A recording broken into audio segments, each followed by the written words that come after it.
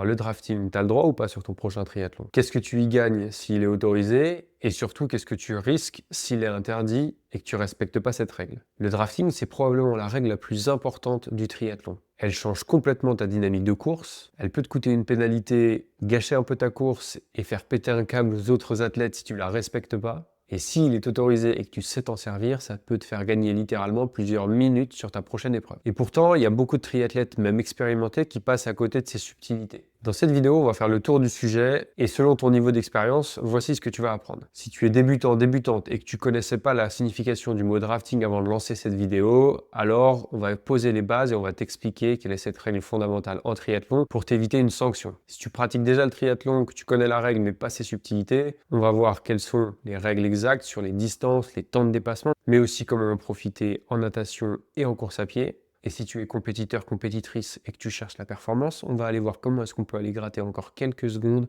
en étudiant le placement, les dynamiques de groupe à vélo ou encore une parfaite gestion du vent et des relais pour s'assurer la performance maximale. Et puis le drafting, ça se joue pas que sur le vélo. On va voir aussi comment en tirer parti en natation et en course à pied. Alors selon les cas de figure, si tu veux éviter la penalty box ou au contraire gagner quelques secondes voire quelques minutes sans effort supplémentaire en optimisant ta gestion de course, c'est parti, on est sur la bonne vidéo. Et pour commencer, on va définir ensemble ce qu'est le drafting. Le drafting, qu'on appelle aussi aspiration abri, ça désigne simplement le fait de se placer dans le sillage d'un ou deux concurrents qui sont devant pour profiter de son aspiration. Alors si je vous dis ça, vous avez tout de suite l'image du peloton cycliste et vous avez tout à fait raison. Le drafting, c'est la possibilité de mettre moins d'efforts pour rouler à la même vitesse en étant derrière un ou plusieurs coureurs.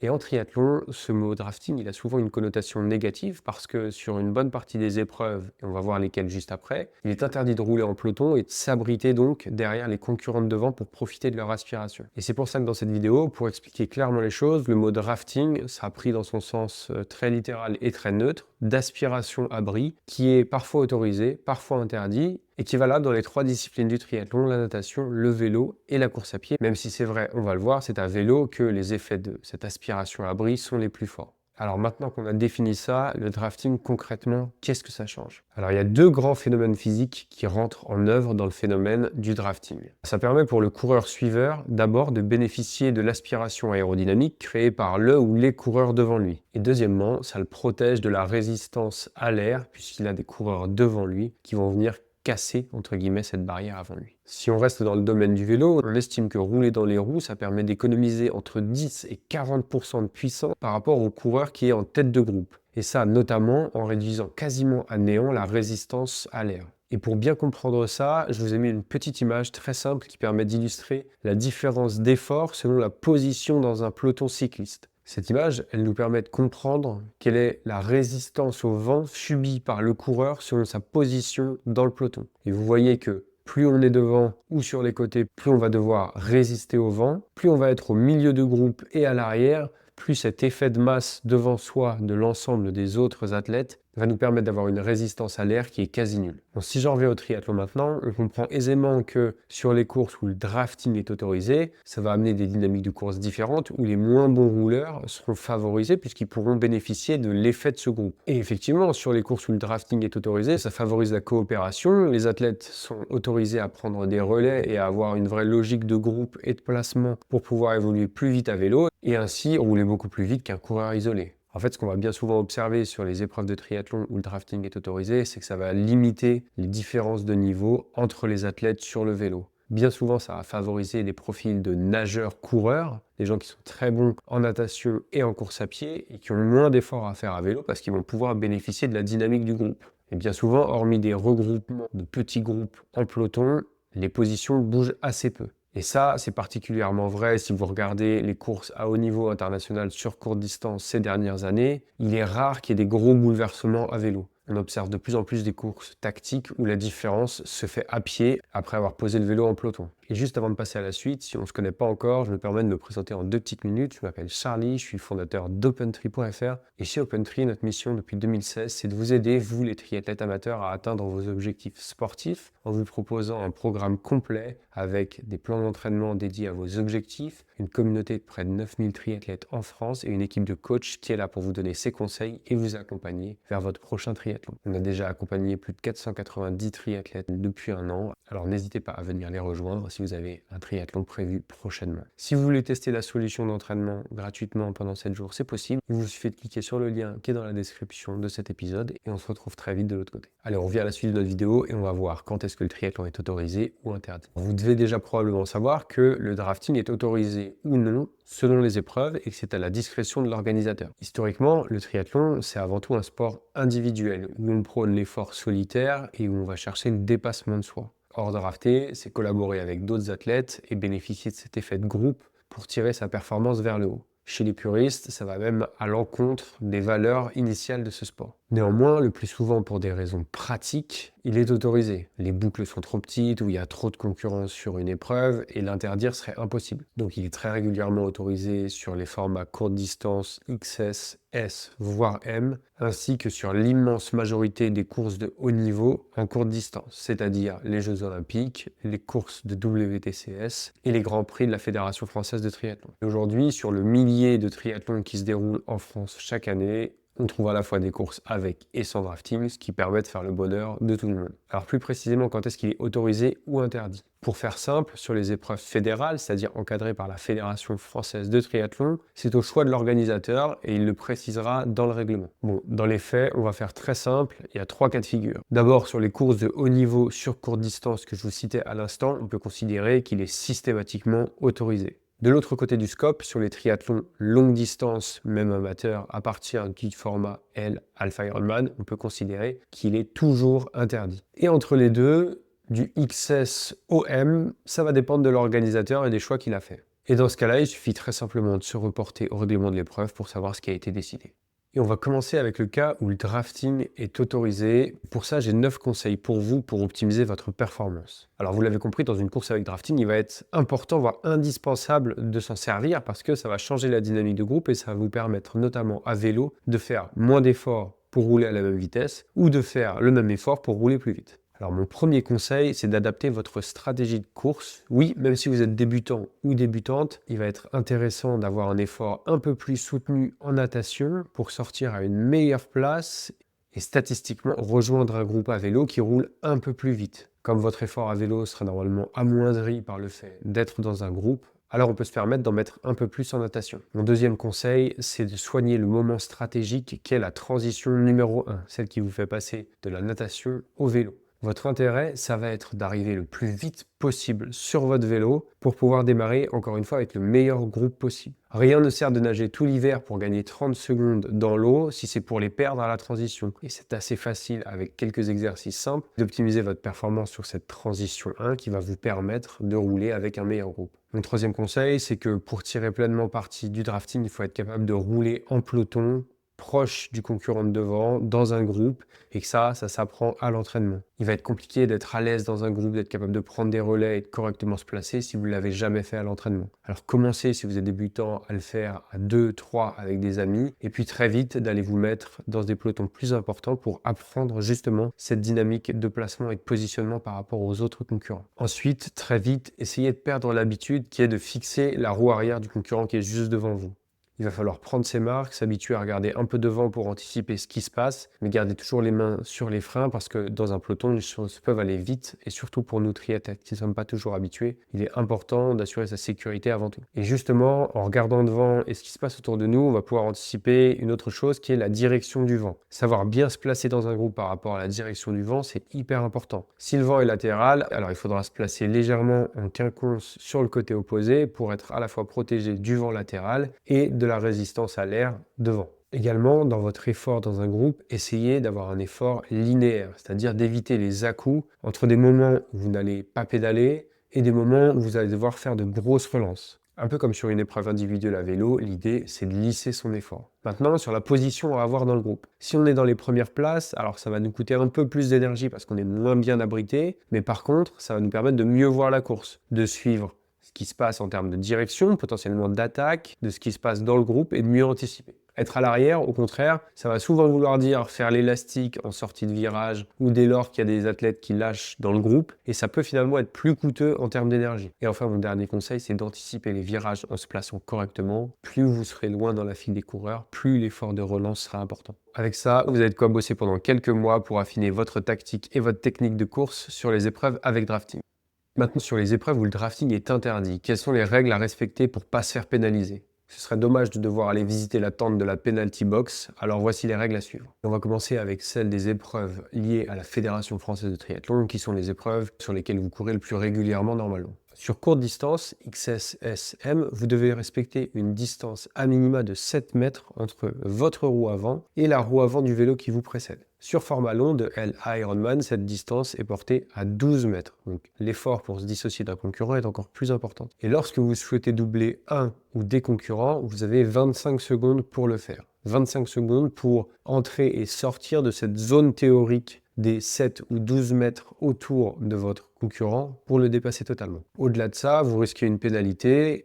Et il est aussi précisé que le concurrent qui se fait dépasser doit ralentir pour ne pas entraver ce dépassement par l'autre ou les autres concurrents. Et en plus de cette distance en longueur, il faut aussi théoriquement laisser un espace latéral équivalent à peu près à un vélo lorsqu'on dépasse. Bon, sachez aussi, si ça vous arrive, que rester derrière une moto ou une voiture, c'est pas autorisé non plus. 15 mètres derrière une moto, 35 mètres derrière une voiture pour ne pas bénéficier de cette aspiration à bris. Et enfin, à noter quand même qu'il y a 3 cas sur lesquels vous ne devriez pas être embêté. C'est à l'entrée ou à la sortie d'une zone de transition, naturellement, d'une zone de ravitaillement ou en cas de virage très serré. Enfin maintenant, qu'est-ce qui se passe si vous ne respectez pas ces règles-là? Alors, au-delà d'énerver fortement les autres concurrents autour de vous, il y a aussi des sanctions que vous allez prendre de la part des arbitres. La sanction pour drafting, elle se matérialise par un carton bleu qui va vous adresser à un arbitre. Vous aurez donc une pénalité à effectuer dans la penalty box, dans la zone de pénalité, généralement juste avant ou juste après la deuxième transition.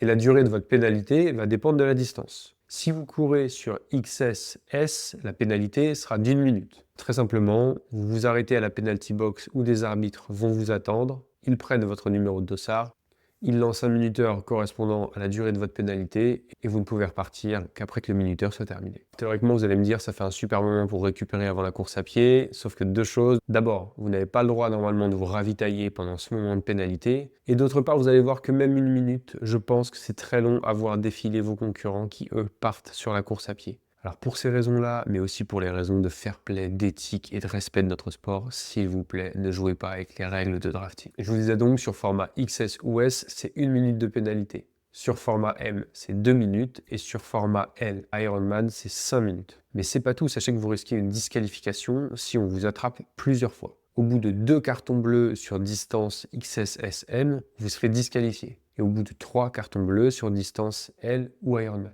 Et c'est la même sanction si vous vous oubliez, volontairement ou pas, de faire cette pénalité. Bon, maintenant, on va faire un petit détour côté Ironman parce que je sais que vous êtes nombreux et nombreuses à courir sur les courses de ce label et qu'il a quelques spécificités sur son règlement. Alors, très simplement, sur toutes ces courses, le drafting est interdit et la zone d'aspiration à bris, elle est de 12 mètres entre deux coureurs. On y ajoute une petite spécificité, c'est qu'il y a une sanction prévue pour blocage dans le cas où un athlète ne se laisse pas dépasser par un autre pour lui permettre de sortir de la zone de dépassement. Bon, par contre, il y a quand même 2 trucs à noter sur les épreuves Ironman. D'abord, du côté des pros. Vous les voyez probablement régulièrement jouer avec la limite des 12 mètres et carrément prendre des relais. Alors, il y a plusieurs raisons à ça. D'abord, la première, c'est que si on suit les lois de la physique, l'aspiration qu'on peut tirer derrière un concurrent qui est devant nous, elle ne se limite pas aux 12 mètres du règlement. En fait, elle s'étale même un peu plus loin, et même à 12-13 mètres, on peut continuer à avoir une petite partie des effets de l'aspiration. Mais surtout, la deuxième chose, c'est que ça leur permet de collaborer, même à distance, même en respectant ces 12 mètres, d'avoir une logique de prise de relais qui permet notamment psychologiquement d'être dans la dynamique de course et de se tirer les uns et les autres vers le haut. C'est une manière de jouer avec la règle qui permet tout de même de compter sur les athlètes qui sont autour de soi pour créer la dynamique de course favorable. Et ça, pour des athlètes pros, c'est extrêmement important. On a la chance d'en recevoir régulièrement sur notre podcast Devenir triathlète et ils témoignent souvent de la difficulté de se retrouver tout seul sur la partie vélo en pleine course, même si le drafting est interdit. Mais la deuxième chose et le plus gros souci qu'on observe sur les épreuves très populaires de type Ironman, c'est le gros du peloton. Il y a tellement de monde sur ces épreuves qu'il y a forcément des moments où il est impossible de respecter cette règle des 12 mètres entre chaque athlète. Et on voit même parfois parfois des packs entiers se former. Alors, est-ce que c'est de la triche avérée de la part d'athlètes qui veulent bénéficier des effets de groupe? Ou est-ce que tout simplement il est impossible de faire autrement avec le nombre d'athlètes qu'il y a au départ sur ce genre d'épreuve? C'est probablement un mélange des deux, mais en tout cas c'est un vrai problème pour notre sport et notamment pour l'intégrité entre les concurrents, lorsqu'on sait notamment qu'il y a des choses aussi importantes en jeu qu'une qualification pour des championnats du monde derrière. Alors pour contrer ça, les organisations commencent à mettre en place du rolling start qui permet d'étaler le départ régulièrement de tous les coureurs pour éviter cet effet de masse, mais ça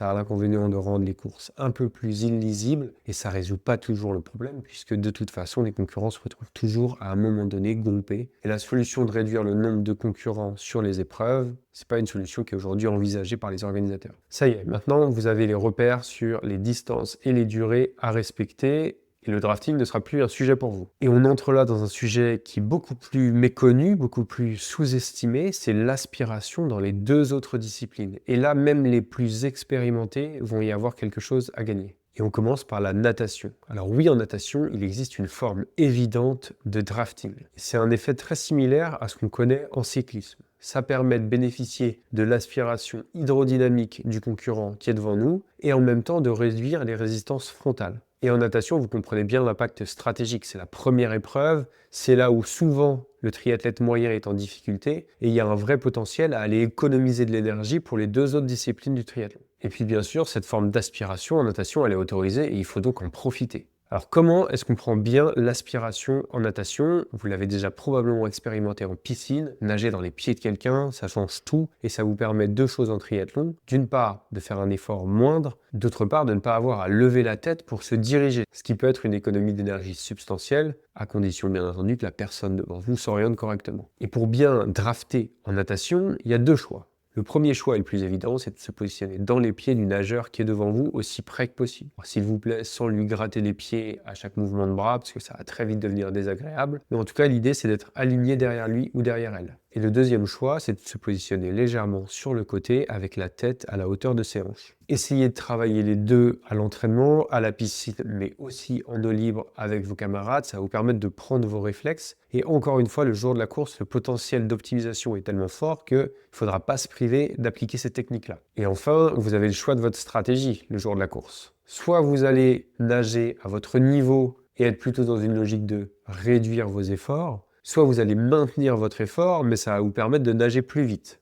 Dans le deuxième cas, le risque, c'est juste de se mettre dans le rouge en suivant un nageur qui va trop vite pour vous. Bon, et l'autre avantage, je vous le disais, en eau libre, c'est de pouvoir être dans les pieds de quelqu'un qui va lui-même relever la tête pour se diriger. Ainsi, vous avez juste à rester dans les pieds sans avoir à faire cet effort coûteux qui est de prendre l'information pour savoir où vous allez. Bon, en tout cas, comme à vélo, partagez les efforts, restez pas toujours derrière et prenez des relais, c'est autorisé, alors pourquoi s'en priver? Et enfin, est-ce que le drafting, ça existe en course à pied? D'un point de vue physique, en course à pied, l'effet d'aspiration est bien moindre, quasiment négligeable. On a tous en tête l'image d'Eliud Kipchoge en 2019 lors de sa tentative pour passer sous les 2 heures sur marathon. Il a 5 coureurs autour de lui qui lui donnent le rythme et qui lui permettent d'être protégé du vent, mais on parle là d'une optimisation extrême des performances. En fait, pour le commun des mortels, en course à pied, l'aspiration et le fait de se placer derrière quelqu'un, ça va surtout avoir un impact mental pour pouvoir tenir une allure et s'entraîner dans une dynamique de groupe. Ça y est, on a fait le tour du sujet, vous avez maintenant toutes les infos pour votre prochain triathlon. Vous savez ce que ça implique si le drafting est autorisé ou non sur votre prochaine épreuve. Vous connaissez les règles à respecter si c'est interdit. Et puis vous avez aussi maintenant une tactique de course parfaite sur triathlon avec drafting. Et enfin, vous savez même comment profiter de l'aspiration dans les deux autres sports. Si cette vidéo vous a appris quelque chose, je vous invite à laisser un petit like juste en dessous, à vous abonner pour recevoir nos prochains dossiers thématiques. On en sort un de ce type par semaine tous les mercredis. Et si vous êtes arrivé jusqu'ici, d'abord merci pour votre écoute. Je vous ai mis dans la description un petit lien vers nos 6 outils gratuits et indispensables du triathlète. Vous allez pouvoir télécharger un calculateur pour vos allures de course, une checklist pour le jour de la course et pas mal d'autres ressources qui vont vous servir, j'en suis sûr, pour votre prochain triathlon.